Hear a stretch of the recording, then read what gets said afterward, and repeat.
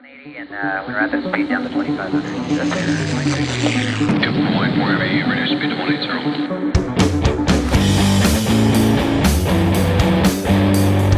BlackBox. All right, hey, welcome everyone. Kenny Porter here, KP's BlackBox. Before we get started today and I introduce our guest, I just want to give a massive shout out to the greatest fraternity in the world. Not the midshipmen. The Navy? The Department of the Navy. The men's department. Yeah. How do you like that, Nancy? Mike said, no, he didn't like that. All right, so shout out to the Marine Corps, actually to all of our services, because you guys are important to us. We love you. We appreciate what you do. And our guest today actually does an amazing job at serving our military families. We'll talk about that in a little bit. But let me introduce a friend of mine, Mr. Mike Zeiders.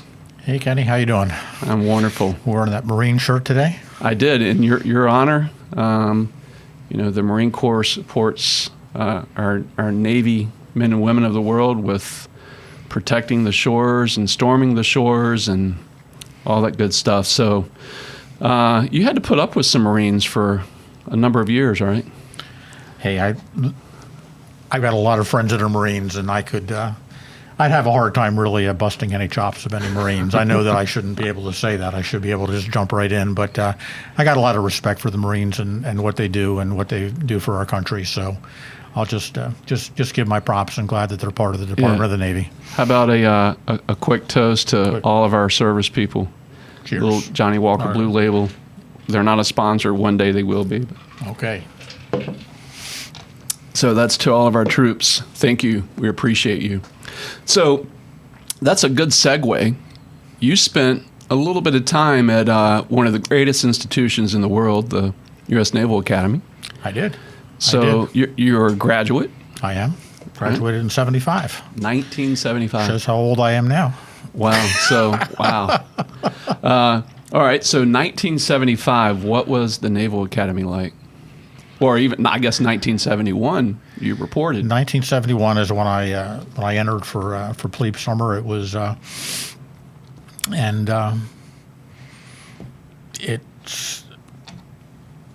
it was busy. To say the least, right? It was busy from beginning to end, but it was a good experience. You know, there's a saying, it's a great place to be from, and it certainly is a great place to be from. But I had a lot of good times when I was there too. I mean, it was a Do you remember your first instructor? Probably a sergeant in the Marine Corps, staff sergeant, maybe a gunny. Yeah, I had a couple Marines. They weren't guys. I had a couple majors who were some of my favorite instructors. Okay. They were actually my calculus instructors, and differential equations instructors was a Marine. I had him, I think, for 3 classes. And Wait a he minute. was a great guy. Wait a minute. Did you say Marines and calculus in the same sentence? I did. Okay. Because usually, if you say Crayola crayons, And he was a bald-headed, big-chested, head shaved Marine. it wasn't me. But if he had said big gutted, then maybe Yeah. you So could put he me was in there. but it was. Wow. No, So your time in Naval Academy, what led you to the Naval Academy as a young 18, 19-year-old, I would assume? I was 17. I was 17 when I went in Wow. to the Naval Academy, and I'll just, I think I was probably different than most, and I can probably summarize my transitional experience with what happened the very first night we were there. And as plebes, we got pressed and hassled a lot. But that first night, our first class, which was the seniors that were really the ones that were in charge of us minute by minute, they actually sat us down in the hallway and actually had a very decent and real conversation. And our first class went around and wanted to ask everybody, why did you come here? And he pointed to me first. And I thought, this is a really silly question. I said, okay, I came here to go to college. And he said, okay, that's good. Then he went to the next guy. He said, why did you come here? He said, to be a pilot. And I just looked, whoa. I said, I never even thought about that. And then he went to the next guy. Why did you come here? To be a Marine? I'm going, ooh, maybe I've missed something about this whole process. So by the time the whole thing Did you was say, done, can I change my answer? No, that was my answer, but I was the only one out of about 36 of us in the group that gave that as the answer. Everybody else was going to be a submariner, a pilot, a surface Navy, a Marine, whatever. Yeah. So, that was sort of the entrance point for me. I just viewed it as from the day I entered, it was going to be a 9-year education process. And I know that from the really gung-ho, that may not sound like the most patriotic way to do it, but I viewed it as a 9-year process, and that 4 years at Annapolis, 5 years in the fleet. And unless something changed, dramatically in that time frame, I would looking to move forward, and that's what I did. But I think every day since I actually took the uniform off, I've been serving the Navy, the Marine Corps, and now all the military services, both active duty guard. Yeah. Across literally around the world right now. So that's I've never stopped serving. I just have done nearly 40 years out of uniform now. Wow. 36 years or so out of uniform. I'd love to share with the audience a little bit about what you're doing now. And as a young midshipman and as a graduate, and you spent time in the Navy, what did you do specifically in the Navy while you were in? I was a surface warfare officer. I was stationed on a fast frigate, which is about 250 people or so out. And for those who don't know what a frigate is, what's a friggin' frigate? It's a destroyer. It's a small. In today's world, it'd be a destroyer. In the World War II days, it would have been a destroyer. So we had a mission to. It was an anti-submarine warfare mission. Was one of our core missions. Actually, the ship that I was on was a special project ship. So we had some highly classified things that we went out and did that, unless you were the CO or the XO, you didn't even know what it was. Wow. We had shipwriters who would go out and run a lot of the equipment. And you probably didn't. Did you have a small cadre of jarheads on your boat, or was that too small? No, we were too small for that. No. Yeah, you're lucky. No, it's not like the carrier where you got 3,000 Marines there. No, harassing sailors. We had a couple helicopter pilots, and they were strange enough for us. You had to keep a box of crayons in the coloring book around, right? They would eat the crayons. Isn't that the joke, Noah? Yeah, right. Noah's Army Reserves, right? Okay, well, very good. And my son, I can't say his name. He's trying to do this special stuff right now, but he's in the Army, and I had a great conversation with him when he enlisted and wanted to go do this high-speed, low-drag stuff. I was like, well, you know why they have the Army? It's because not everybody can be a Marine. So there you go. But no, I'm just kidding. That's why I wore the T-shirt today. A bunch of my Marine buddies were hassling me because a couple of weeks ago over Memorial Day, I wanted to give a shout out to our nation's military, and I wore a Ranger shirt, for my son and all those guys that laid their lives down. Specifically going back to that celebration of celebrating our soldiers, not the event, but Normandy. Yeah. Holds a special place in my heart for those folks. And so thank you for your service, Mike. We appreciate that. On a little lighter note, what all West Point cadets and Naval Academy midshipmen have in common? Okay, I can't wait. What? They all applied to the Naval Academy. That's awesome. A delay on it. There we go. We got the audience to clap on that one. That's awesome. We'll give them a... Actually, I have to be careful what I say. My corporate business development director is he's a class of 75 grad from West Point. So we're like, honestly, we're like brothers with different mothers. We both. I knew he was a West Point grad when he came on board, but I didn't realize he was class of 75 until we sat down and started talking. So that's pretty cool. That's it really is. It really is. We're pretty good buddies. He actually went to the Navy Air Force football game with me last season and wore all of his West Point. Actually, he was pretty tasteful. He nobody doubted he was from West Point, but it was all tasteful dressing and. everybody stopped. Nobody wanted to talk to me. Everybody stopped and talked with him, and he Yeah. was just chattering all over the places. What's the West Point guy doing here? And That's so funny. he said he was there scouting. Well, we tend to scouting. I love it. We tend to be a equal opportunity offender in our family as the branches of service because we cover all the branches. My father-in-law is retired naval physician. My wife's grandpa was a communications guy, senior chief in the Navy. My son's in the Army. I'm a Marine. My brother was Navy. My wife's father was a fighter pilot, THUD pilot in the Air Force. Shout out Grandpa Wayne there. Yeah. You better be listening to our video podcast, Grandpa. So let's fast forward a little bit and talk through you graduated, you departed the Navy, and you decided to become an entrepreneur. Yeah, I graduated in '75, and in 1980 I left active duty. But no, even when I was on active duty, I actually had several entrepreneurial activities. I actually started buying audio recording equipment to record music I like to write, and that's what I did for fun. I used to, when I was on active duty, I would bar hop like any other good sailor, but I wasn't looking for girls. I was honestly looking for bands. Charlotte's glad to know that, right? To record my music, and so I found a couple good ones, and I started buying equipment to do my own recording, and eventually I opened up a commercial 8-track audio recording studio back in the old days where you had the big, no kidding, the big reels, and I was running it on 1/2-inch tape and running that. So I was doing that while I was still on active duty. I even actually wrote a musical comedy that we toured. I had the Navy recruiting headquarters in D.C. and San Diego, split the cost, and had the Morale, Welfare, Recreation Department. We put together a theater show, and we toured it through 23 cities Really? in California and Arizona. And I was doing that while I was I was on shore duty by that point. Yeah, When I yeah. was doing that, I had left the ship.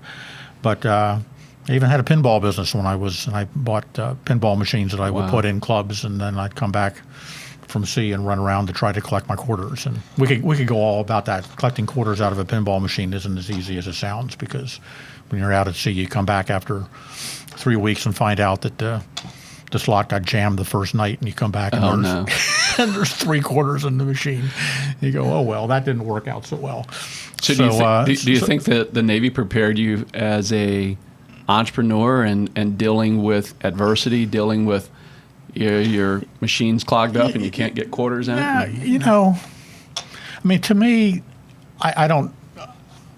I could go back to when I was a little kid. I mean, when I was a Okay. little kid, I mowed 13 lawns a week. There were houses being built in a neighborhood near us, and I went and asked the builder if I could go clean up all the construction dirt, every night and go do that. I sold Christmas cards. I sold flower seeds when I was a little kid. I mean, Wow. the idea of just coming up with an idea to go out and do it, I've been doing ever since I've been 10 years old. So, there were many little forays along the way that ever since I was a kid. So, it continued when I was in the Navy. I think I served the Navy well as a naval officer, but I still had these other itches and interests that I just continued So to were do your on the side. parents entrepreneurs or business people, or No, my mother was a high school teacher, and my father was a hospital administrator. So no, they really. so where do you think they that really weren't. itch to be an entrepreneur came from? I never thought of it as an itch to be an entrepreneur. I never even heard the word entrepreneur until I was taking an econ class at the Naval Academy. And when the professor mentioned the term entrepreneur, and he described it to me, this is the way I interpreted it. If I had, and I asked, and this is the first time I probably decided I probably am an entrepreneur. That was only because there was now a word that was there that I had never heard before. But the way I interpreted it was, if I had a choice between being a research scientist and curing cancer, and this is honestly what I thought when I was probably 19 years old at this point, is that if I had a choice of being a research scientist and coming up with a cure for cancer, or building the research laboratory that the research scientist worked in that cured the cancer, what would I rather do? And there was no question in my mind. I'd rather build the research laboratory and hire the research cancer researcher. With the feeling is once I had the research laboratory that could cure cancer, then what else could we do? And we could keep going with the whole thing. So there was no question. So that was the moment in that econ class that when I connected those dots, I thought, personally, that's where my enthusiasm, really is. And so it's really just came down to not a specific activity I wanted to do.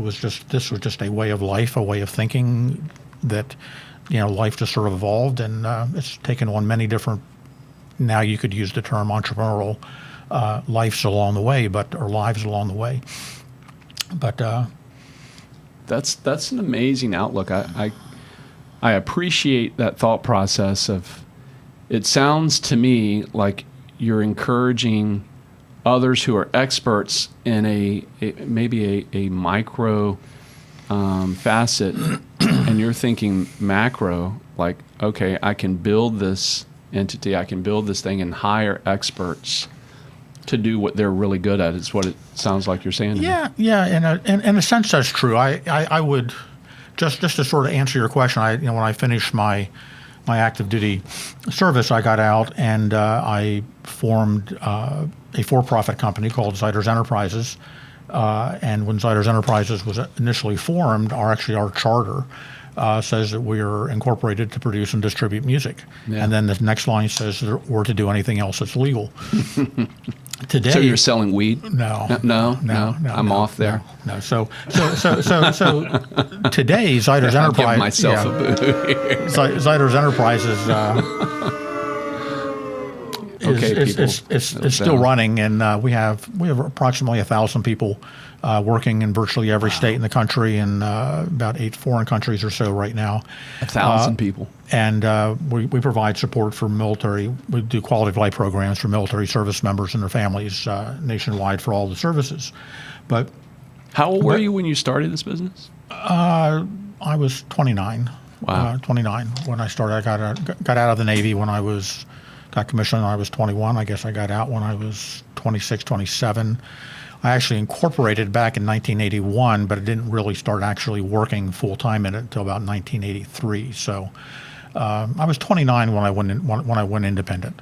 So if you could think back to that 29-year-old and you got your first contract, and you and I had talked off camera before about this. So that first government contract that you received or were awarded, how many employees did you start with? It was me. It was me working in the basement. I had working in the basement. I did have there's sort of a cute story that when my oldest son, who at the time I think was probably in first grade or second grade, and I was working out of the basement at the time. His teacher was going around the room, I guess, asking kids what their parents did for a job. And so when he got to my son, they asked him, and I said, "Well, Steve, what did you tell her?" I said, "I told her you typed." I said, "Okay." You were a typist. I typed. That's what I did, because that's all he saw me doing, was sitting behind the computer. And so,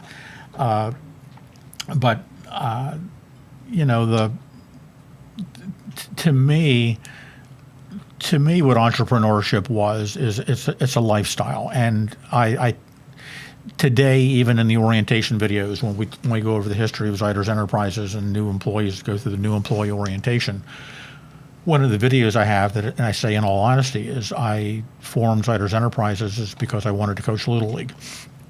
And I say I coached Little League for 13 years, and so I consider Zeiders Enterprises to have been successful. Now, we've done a lot beyond that, but honestly, it was a lifestyle issue. It was a matter of... So basically being with your family, raising your sons, your children. To me, what entrepreneurship meant to me was it gave me the freedom to do what I was enthusiastic about doing.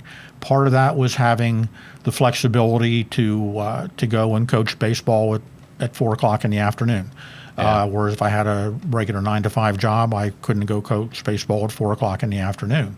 Now that meant that I was working at 10 o'clock at night, and I was working on Saturdays, and I was at points in time I was working easily 100 hours a week, but I could pick what 100 hours a week I was going to work Right. for the most part. I mean, Yeah. sometimes you got clients, I jokingly say that if you didn't have employees and clients, jobs, running a business would be really easy. But, with that said, as the business began to grow, even though it started out with the audio recording studio and I had a baby shower gift record that was going to be sold in gift shops across. A baby shower gift record. It was a little 45 RPM record. Again, that shows how old I am. But I had a distribution arrangement with a gift shop distributor that was going to put the records in gift shops. It didn't turn out to Zach, be. do you even know what a 45 RPM is over there? Yeah. Zach, our local musician, Yeah. audio guy. Yeah, so What does RPM stand for, Zach? Rotations per minute. Rotations per minute. I think it's, Okay. I think it's revolutions per Yeah, minute. is that? Oh, you got thought out, Zach. There you go. Yeah, I we'll think so. I don't know. Maybe I'm wrong. We'll have to Google that and find out which one of fact us. check him, Zach. He's our fact checker, by the way. He So may turn out that he's the right one, and I'm going to be Zach the one loves embarrassed. being right, Mike. So Okay, so no matter what Google It's says, revolutions. God, it sucks to be wrong, doesn't it? My first time. yeah, Yeah, well, on audio, we've got you. right. So you're doing this, and we'll So- pick on Zach later. Yeah. So, so to me, the essence of it is, and as the business started to grow, and we transitioned into doing more government contracting work. I mean, actually, our first government contract was with a recording studio. It was to record radio advertisements for the Small Business Administration.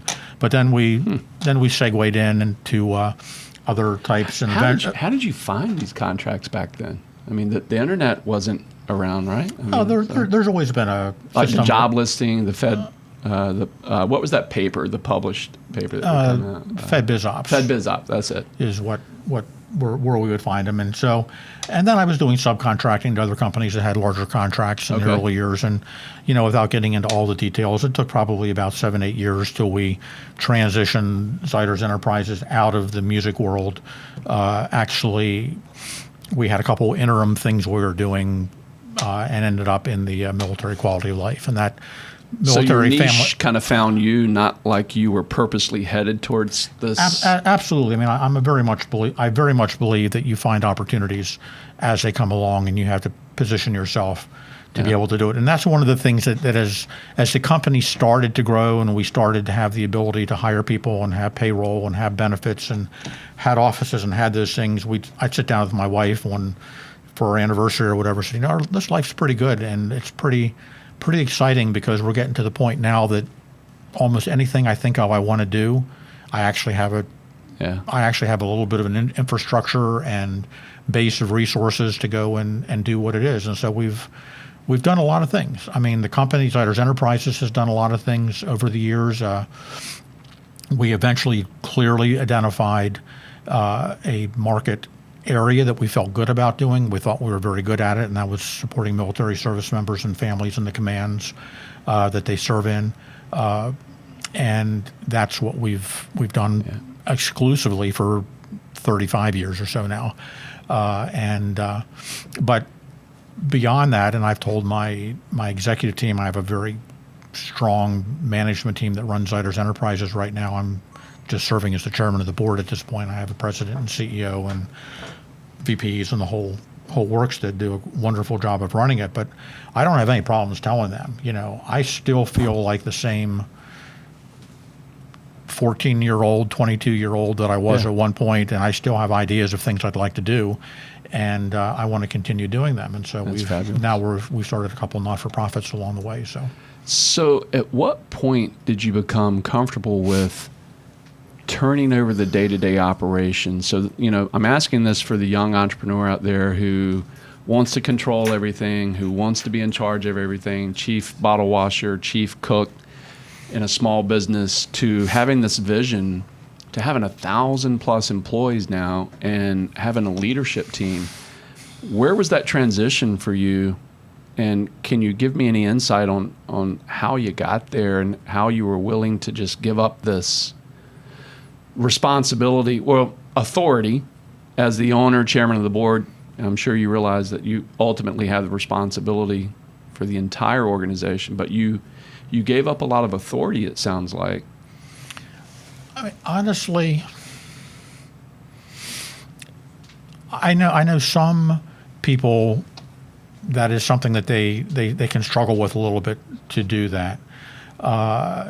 Clearly, in the beginning, when I was the only person working, and as I started then bringing other folks on board, I was doing the majority of the work, and I had the client relationships, and the clients would call me, and if they had issues or questions or expectations, I was the one that had to give the answers and try to solve things. But it also became very clear to me how limiting that was. So I can't say there was ever a time that I wasn't looking for opportunities to have responsibility go to other people. I mean, in the early days, I would define that not as me not being the president or the CEO of the company, but I would define that as, if we have a client, does the client call me or does the client call somebody else? And so, I mean, it took 4, 5, 6 years to get to the point where we could say that we were transitioning to the point that the clients were calling somebody else. Calling your team members. And it was getting to the point that, who was going to hire the people? Am I going to hire everybody, or are other people going to hire the people?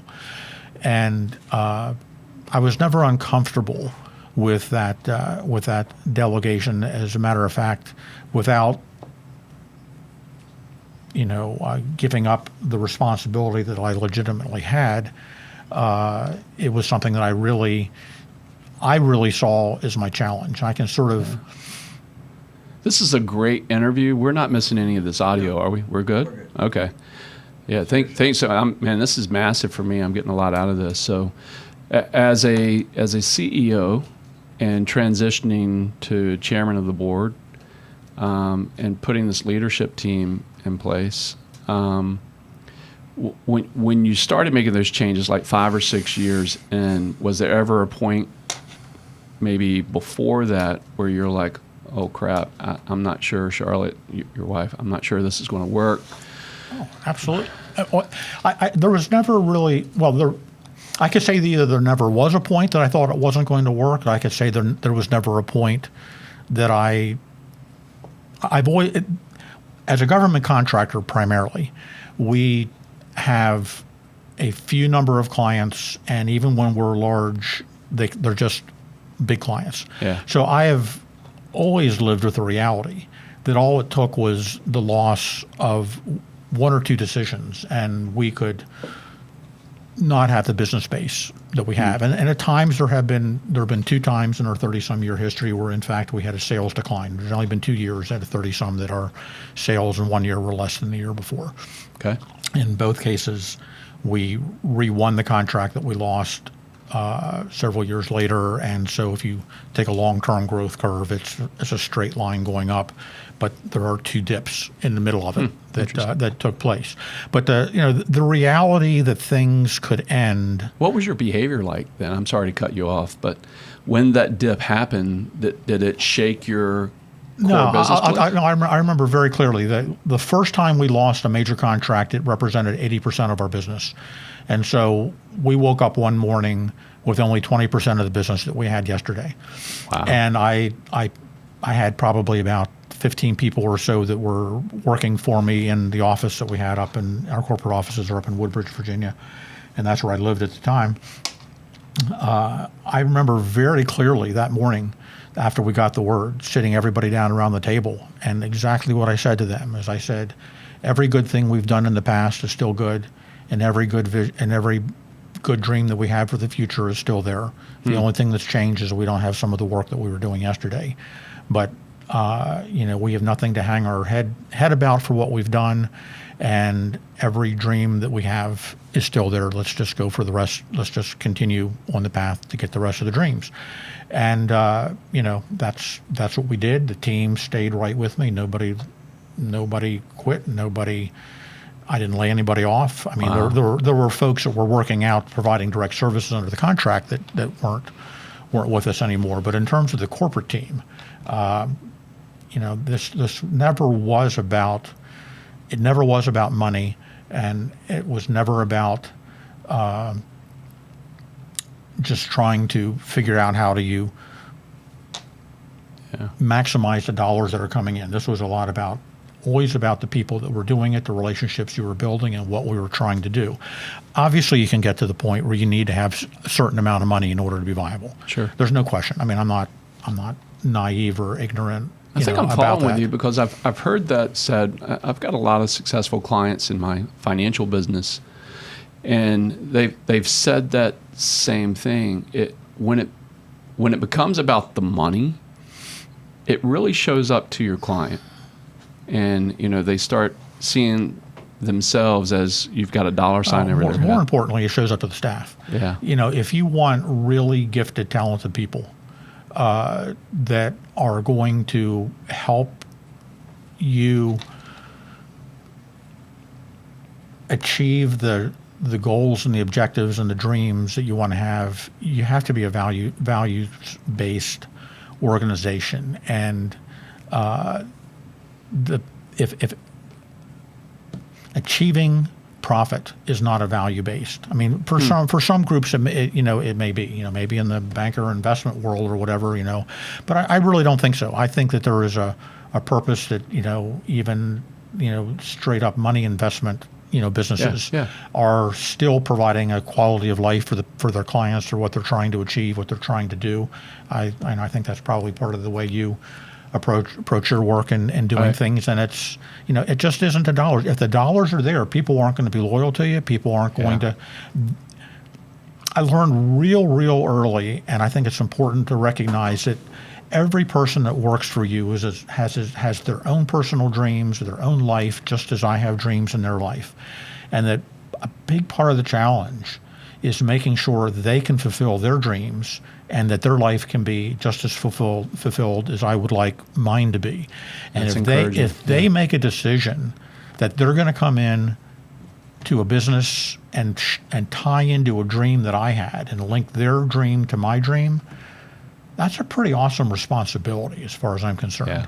And I owe it to them to give them as much opportunity to let their dream grow. And so to me, perhaps the most important part of being the chairman or a founder or the entrepreneur is creating an environment that other folks want to and can hook their dream wagon to your dream wagon. Yeah. And one of the things that happens at that point is the dream changes. Sure. And you've got to be willing to let things shift a little bit, as they start adding their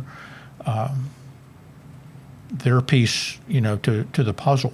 But that's actually one of the really fun parts about the whole thing. That's one of the most satisfying parts about the whole thing. So I know you don't like patting yourself on the back. I've talked to you off camera, pre-show, and you and I have a relationship. In full disclosure here, I serve on one of Mike's boards that we'll talk about in a few minutes.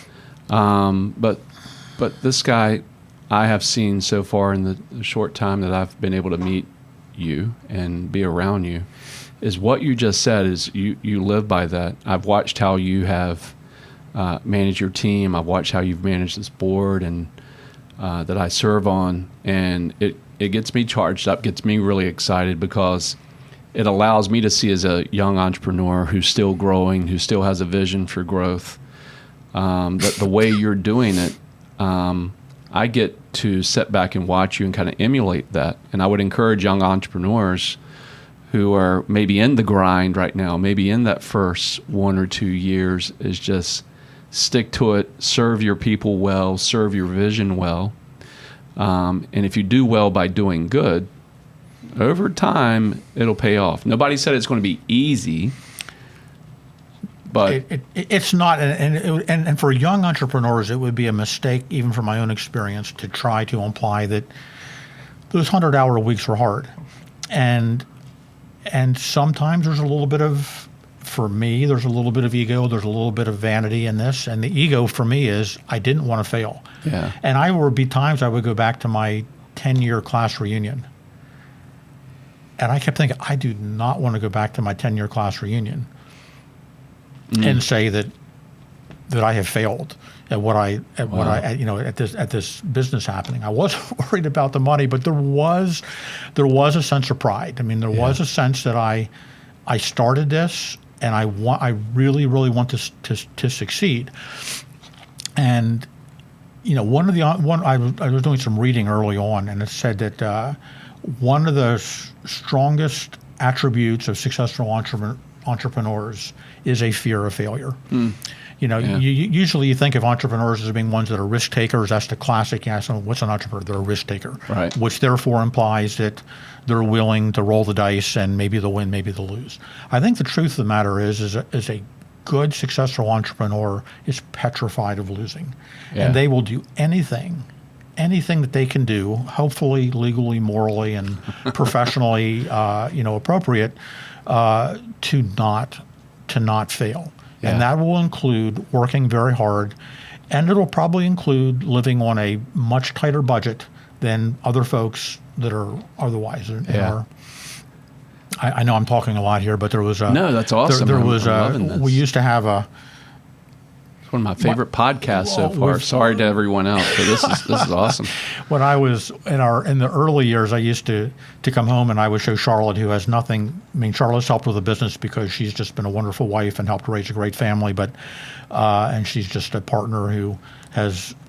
We could live in a one-bedroom apartment, or we could live in a mansion. As long as we were together and had our kids, it really wouldn't make any difference to her. And that's the biggest plus, as far as I'm concerned, a spouse can give you, is to put no pressure whatsoever what would happen. But in those early years, what a sweet lady. I used to tell her we can't afford to buy Cheez-Its, the crackers Cheez-Its. I said, don't buy Cheez-Its. I love them. And she knew I loved them. I said, but I don't think it's on the budget to do that. Cheez-Its. Cheez-Its. And at that point, I probably had, 100 people working for me at that point. And every year we had been in business for 5, 6, 7, 8 years at this point, and we had been profitable every year. I'd show Charlotte the income statements, and which didn't mean a whole bunch to her, except I could say, look, we had a real nice profit down here at the bottom. Yeah. And then she would ask you, but so from having this profit every year, why can't we buy Cheez-Its? That's right. And I say, because we're putting the money back into the business. I don't have any money to buy Cheez-Its. Every time we grow, it means I have to hire more people. There's more salary I have to pay. Yeah. There's a lag between when I get paid for hiring the new people. And so rather than buying Cheez-Its, we're hiring new staff. Yeah. And one day I told her, I said, Charlotte, let's buy some Cheez-Its. I think we're to the point that we can buy that. So Cheez-Its has become a metaphor in our family of... All right, guys, you hearing that? Next time Mike visits, we know what to have. I think we have some Cheez-Its here, Mike. So, we do? I don't eat them as much as I used to, but they used to be grab them a bag of Cheez-Its. They used to be Please, sir. my big thing. So, well, you know what? We were talking about the team earlier. I got a great team. I'll give a shout out to them now. Some massively talented people, and one of my one of my mentors years ago said, Kenny, hire people around you who you think are smarter than you, who you think can do things better than you. And, what are you doing there, Zach? Sorry. I was going to brag on Zach, but now he lost that attaboy. Here we go. Yeah. Cheez-Its. Oh, my. Okay. Here we go. Thank you. This is okay. Well, now my day is Cheez-Its. My day is successful. Mike has a couple of organizations. Cheez-Its. Who makes Cheez-Its? I don't even know. I think Nestle. Nestle? And don't you love this noise right in the morning? Nestle makes Cheez-Its. Are we sure? Or maybe Nabisco. I need my readers on. Can you see, Mike? I can't see. I think Nabisco may be right, but I don't know. So we'll find that out. We're sorry, Kellogg. Yep. Thanks, Zach. He's over there fact-checking. So, Kellogg, you see this? Mr. Mike Zeiders has a couple organizations that would love to have a donation from you. And he didn't ask me to do this. But he does some amazing things with some amazing organizations. And this is a great segue to talk about your philanthropy. Let me see if I can say that after having some Blue Label. Yeah. So, Cheez-Its, you need to look up these two organizations we're going to talk about, and we're going to put this out on the website, Zach. We're going to try to get them to help us out here. All right. So that's one of your tasks, is to get Cheez-Its to support us in our philanthropic efforts. So I will be impressed. I will be impressed. we're going to make it happen. Okay, well then Vision. then I am impressed. Vision. Okay. So there's a phone call. Team, we know what we got to do here. Look, we're giving you some promo here, Cheez-Its. Mike Zeiders, he would not buy Cheez-Its until he had an opportunity to do so, and he sacrificed and made sure his employees were taken care of first, which just leads back into the guy you are. And, you know, I have this awesome opportunity and responsibility to serve on one of your boards, but I want to talk to you before we get to the Z. I want to talk to you about years later, you've had some success, God's blessed you, and great things have happened in your business, and you and Charlotte give back, and one of the areas that's a special place in my heart is for our wounded veterans. And so you set up an organization called Quality of Life Foundation. And guys, if y'all can put that up for our audience to see. Mike, share with us a little bit about the Quality of Life Foundation. Okay, well, the Quality of Life Foundation actually formed it around 11 years ago, I think. And its mission is really to support the caregivers and the families of our nation's most severely wounded, ill, and injured veterans. And the real focus is on the caregiver and the family.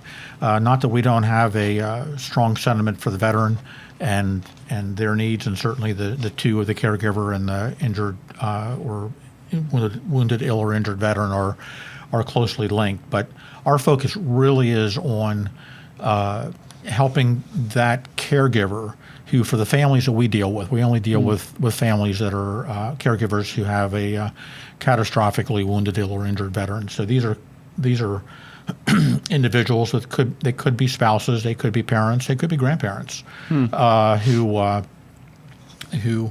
have basically rearranged their life entirely to assume the responsibilities that caregiving demands. They do it. It can bring a tear to my eye whenever I think about it, because in most cases it's done with so much love and willingness, but there's still a major. Their visions of their dreams have had to be totally rearranged, along with those of their loved one who's been injured. And so, when we started the Quality of Life Foundation, there was minimal amount of support that was available for the caregivers. Many of them would have to give up their jobs. That would cause, obviously, a loss of income. It could also mean that there was a loss of health insurance, especially if the caregiver was not a spouse. If the caregiver was a parent, or the caregiver was a sibling or a grandparent, then they didn't have any, they didn't continue to get the pay from the veteran. They didn't have any health insurance. They didn't have any life insurance anymore. They gave it all up in order to take on this caregiver role. So we started the Quality of Life Foundation after doing almost a year's worth of research to figure out where is the greatest need. And at the time when we were in more of a combat situation, unfortunately there were more casualties coming back. It was when that service member made the transition out of typically a veterans hospital back home. And that transition home is when the spotlights went off. When they were in the military hospitals or the VA, celebrities would go around and see them, politicians would go around and see them. There'd be all kinds of, publicity in the nation to support them. Yeah. But once they went back home, the cameras went off, the lights went out, right, yeah. And it was now the caregiver, which was the spouse or a parent in most cases, and the veteran having to figure out how to do everything. And so that's what the Quality of Life Foundation was formed to do. It was to provide a resource to help those folks figure out what needed to happen. And it was done. So I have on your page here, we have up on the screen, if someone needs help from the Wounded Veteran Family Care program, there's a place on your website for them to go to process an application. Right. Yeah, we the the Quality of Life Foundation is the name of the organization. The program that we're running now is the Wounded Veteran Family Care Program. Okay. And so, if somebody who is a Tier 1 caregiver, Tier 1 is the highest level of caregivers as designated by the VA. Okay. Then those are the families that we support. If there's other families that contact us that don't meet the criteria that we serve, we'll still help. We'll still give information and referral. But in terms of really coming on and becoming a client, and we typically work for 9 months to a year with a family to help them identify what they need to have done, and then putting together a combination of resources, which could come from federal governmental resources that they're just not tapping into. They could be other not-for-profit organizations. And a lot of cases, it's the private sector that we can reach out and get private businesses to step up and help address the needs that they have. And so we basically become we call it a family support coordinator that identifies what the family's needs are and help find the resources either in the federal government and not-for-profit world, local governments or local businesses to help address those needs. So if you want to know more, you can go to woundedveteranfamilycare.org or qualityoflifefoundation.org, QOL foundation.org. Right. We'll put this on our site so folks can have hyperlinks to get to it. And especially you, Kellogg's, Cheez-Its, this would be a great program for you guys to get involved with. So reach out to Mike's team at QOL and support these folks. As a veteran myself, my father-in-law was the XO at the National Naval Medical Center. And years ago, Kathleen and I, my wife, went up and was able to go on a ward that was treating wounded veterans, wounded warriors. And man, it was sobering for me, and it really stirred in me that this is a community that I want to continue to give back to, continue to serve, because these warriors and their families have made massive sacrifices for the rest of our country. And it's super important, and I thank you, applaud you, cheers to you for thank you. Providing that care. I was asking you off camera earlier if you really thought of yourself as a philanthropist, and you kind of scolded me a little bit. Well, I don't think I scolded you a little bit. It's for the cameras here. So. Right, yeah. But you refer to yourself as a social entrepreneur. Define that for us. Well, when you asked me the question, you said, do I think of myself as that? It's like, well, yeah, I understand that philanthropy is giving money, is fundamentally is giving money to help social causes. But I have chosen, for the most part, to form organizations that I am actively involved in. So I'm basically have formed two companies. One is the Quality of Life Foundation, and I assume later we'll talk a little bit about the Z, which is an arts organization. But I am more inclined to use the money to use our investment money to really be an investment and to leverage it, just like a for-profit business hopefully leverages the resources and generates profit. I'm hoping that the money that we invest also gets leveraged and brings other folks in. So typically, we would, in starting the Quality of Life Foundation, my wife and I started a family foundation years and years ago. It was one of the best investment advice I had very early in our career. When we started getting to the stage of life that our ability to make charitable donations, and I've always felt that was an obligation to do that.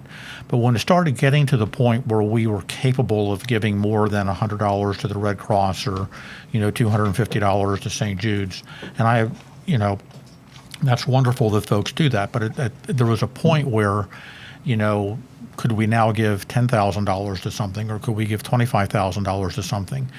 Then I started saying, if we can do that, maybe we should just sort of let that money accumulate, which we could do in a family foundation, until we find the right opportunity to make an investment, a social investment. Yeah. And the Quality of Life Foundation was the first major social investment that we came up with. And so therefore we use that money now that in this case possibly has accumulated over a 4, 5, 8, 10-year period of time. Now we can put it in to create something new. And in so doing, we can get to the point that, maybe 5 years out of, into operating, we have enough other financial supporters that it's not dependent on me funding the whole thing. Right. It's taken on its own life. It has its own staff. It's a real business, but it's a not-for-profit business. And that's the same path that we're trying to do with the theater right now, too. So, yeah, that's a good segue. So again, shout out to our troops, and you're doing a great thing there with quality of life. You and I met in my capacity as a financial guy, and you were at one of my workshops, and you and I just ended up hitting it off, having a conversation about music, and found that we knew some common folks. And long story short, through a series of just conversations, I got the awesome opportunity and responsibility to serve on your board with Zeiders American Dream Theater. And guys, if you would, Ian, if you'd throw that up on the board here. So what was the passion, what was the inspiration to starting this amazing theater here in Virginia Beach, Virginia? Well, music has always been an important part of my life from being a little kid on. Obviously, if we've talked enough that you can probably gather I never made my living as a musician, but I have always enjoyed starting out as being a drummer in everything from big bands. Was probably my favorite type of music to play as a drummer, but in jazz bands and rock bands, it's just always been. And then I segued into or moved into writing, and I liked finding other artists, and I enjoyed working with artists in the recording studio. And I just felt that creative process was, one, personally enjoyable to be part of, but I also felt that creative process, when I look back at it, I mean, when I was when I was 27, 28, and I incorporated Zeiders Enterprises, it was to do something in the music world. Well, then I obviously spent 30 or so years outside the music world doing other types of business activities. And then an opportunity in life, and now that the kids were all grown and I had some more time, and now I was in a different position, both in terms of space, experience, and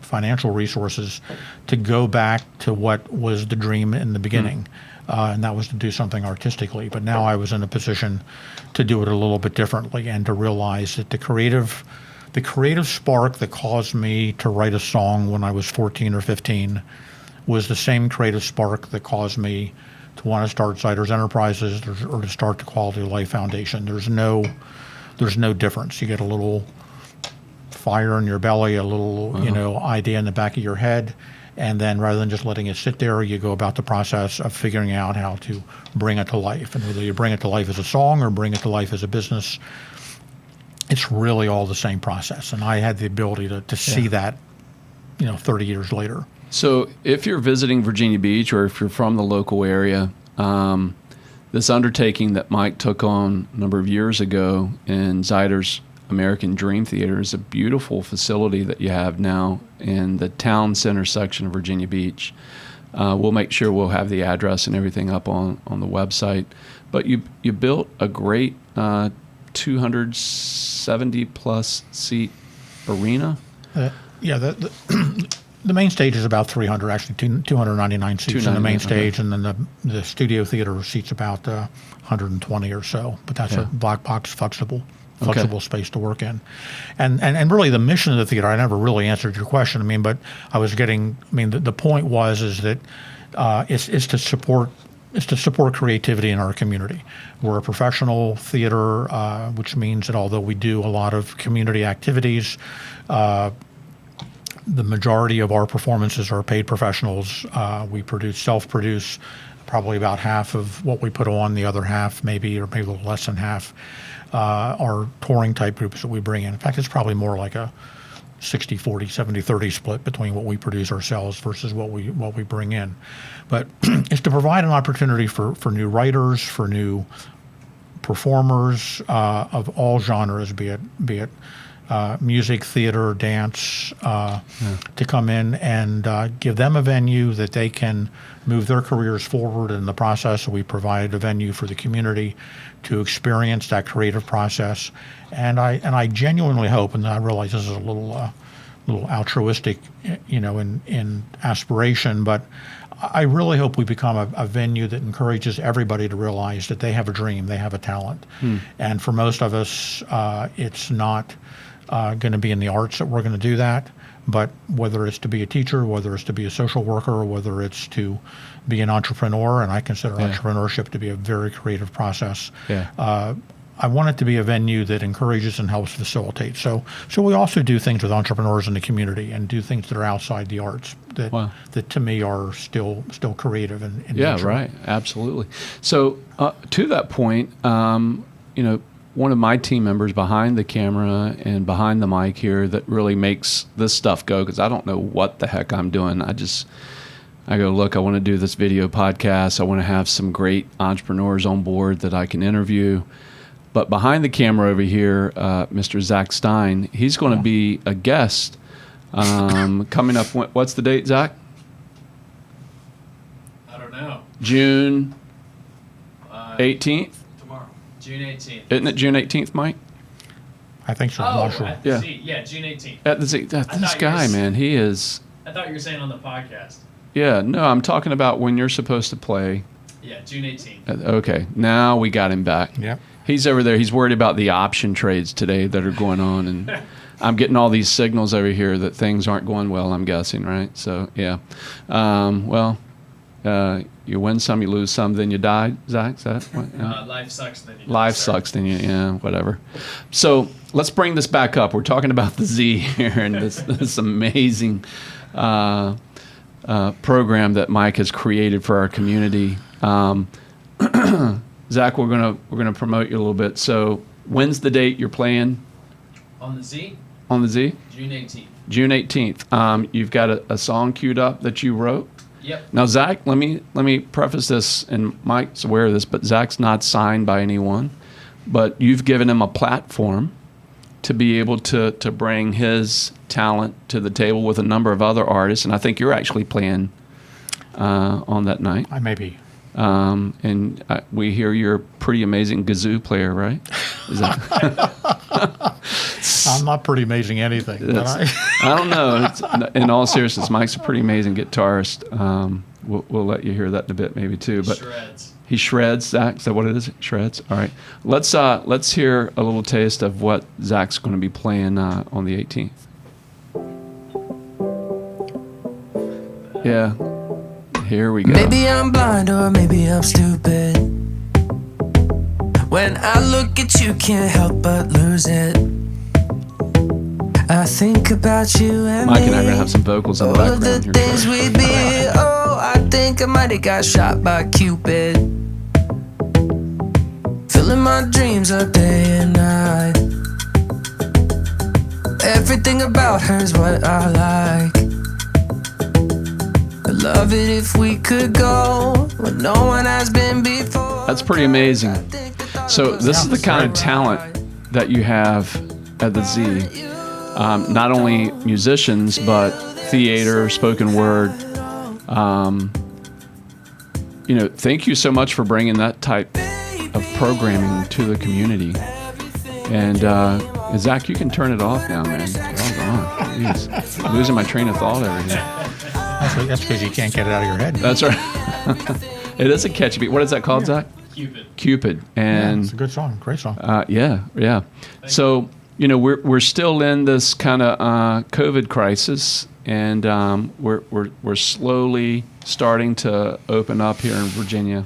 And I know, Mike, you and the team at the Z are looking forward to being open at full capacity in the very near future. But until then, this actual programming we're doing now will be available online via Zoom on the 18th. Is it Zoom you're going to be performing, Zach? I'm not sure. Yeah, I'm not sure whether it's actually going to be broadcast through Zoom or through our Facebook. I don't know. If you go to the website, it'll tell you exactly which. I think we're connecting on Zoom and it's broadcasting. Connecting on Zoom and on broadcasting the on. website. Okay, we'll put all of that up on our podcast. Sometimes it's available both. I don't know. You have to look. Sometimes it's the Facebooks and the website. You know, so I'm not sure exactly which. Wow. For this one, it's going to be put on, but it certainly isn't anything like being live and in person and having a live experience. But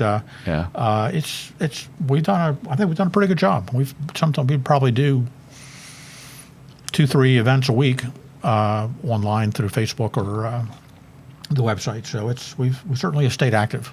And I just got to give you some props, Mike, as an entrepreneur, as a business owner, and the visions that you've had in the both for-profit and not-for-profit businesses that you've created and visions that you've have ran with.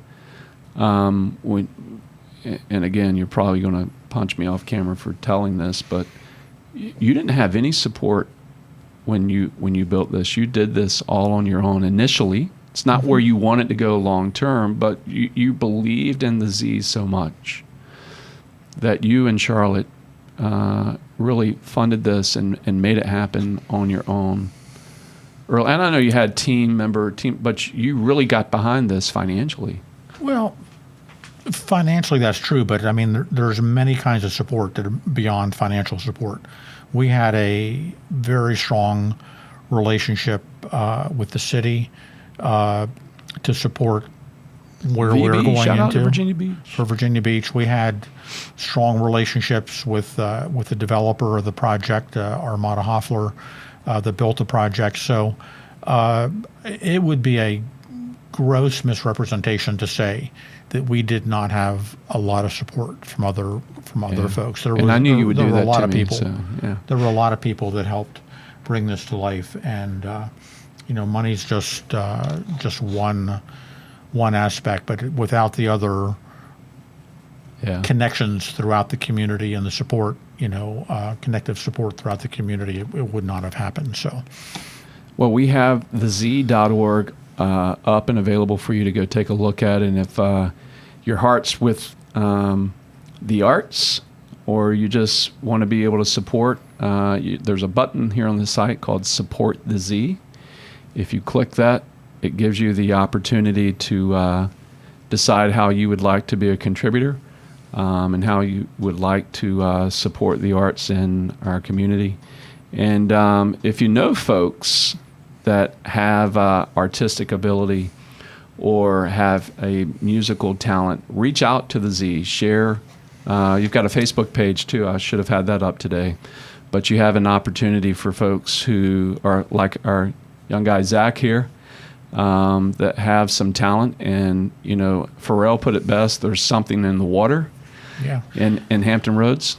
Yeah, let me make one other comment. Actually, I said I didn't want to talk about this earlier, perhaps. At least it wasn't going to be a major subject, but I think it's important that I should make a comment. I mean, obviously our nation right now is going through social challenges, and, Sure. and justice Justice is a very important word in our nation. Our ability as a nation, the pillars of our nation that we who served in the armed forces serve for the right for people to have the right to assemble, the right to have free speech, the right to try to contribute to help make this nation the best nation it can be. And we don't all necessarily have to be on the exact same page in order to respect that right is valuable. So, as you go through and look at the website, you will see that, we as an arts organization, and I feel that the arts, one of the beauties of the arts, and one of the reasons I thought it was worth making the investment, is the arts are a way for the community to come together It's a way to have a form of communication and a dialogue that perhaps is in a slightly different form than you could have in a more political rhetoric type thing. So we are hoping that the Z can be a community forum and a focus that can help work through the challenges that we have, because certainly I don't think anybody would argue that we should all live in a land where justice is something that is the foundation and the standard that everybody has. Wow. And it's an aspiration that we'll continue to strive for, and I hope that the Z as an arts organization can help be a forum to have that discussion happen. So we are committed to realizing that as a not-for-profit and as a member of the community, we have a role in the community, and we need to make sure that we don't abdicate that role, but we do it in a way that encourages all voices, all opportunities to help make things better to come to life. So that, again, that's another hope that we have in this time that we're in right now. Well, you have certainly done your part in the community here in Hampton Roads, Northern Virginia, and throughout the country. And I would sure folks from the Quality of Life Foundation to the Z would echo my belief that you have you've put your money where your mouth is, and you've rallied people around you and your vision and your dream to make this world that we live in a better place. So I salute you, sir. Thank you for doing that. It's been an honor, and still is an honor. Hopefully you're not firing me after today from your board. But it's been an honor to have this early opportunity to serve with you, and looking forward to many more days of serving with you and seeing the vision of the Z specifically and what I'm serving now grow, and seeing the arts in our community here in Hampton Roads grow. And who knows, maybe old Zach Stein over here may, from this shout out that you've given him today, that there will be a great opportunity to see him grow. And I've heard that he's probably going to give like 90% of his profits back to the Z. I don't know that for sure, but we'll find out. Okay. Hey, thanks Sounds so great. much, Mike. Appreciate it. Thank you very much for joining us today and sharing your story of entrepreneurship and what it is in your mind's eye to be an entrepreneur, social entrepreneur, and being such a servant leader to our community. Thank you, sir. I had a lot of fun with you today. This was great. Good. Our audience wants to give you a little, where's my button here? Give you a little yay there. The kids love you, Mike. And the adults want to also chime in and give you a golf clap. Well, thank you. All right. Hey, enjoy your weekend with your family. And I do want to talk to your son, who's an entrepreneur. Two sons that are entrepreneurs, right? One is up in Woodbridge, Virginia. He's a barber. Mm-hmm. And your other son is a cigar aficionado. Cigar Club. Cigarclub.com. There you go, man. Shout out. All right. Hey, thanks, and we appreciate you. We'll chat with you soon. Okay, great. Take care, Thanks. sir. Appreciate it. Bye-bye.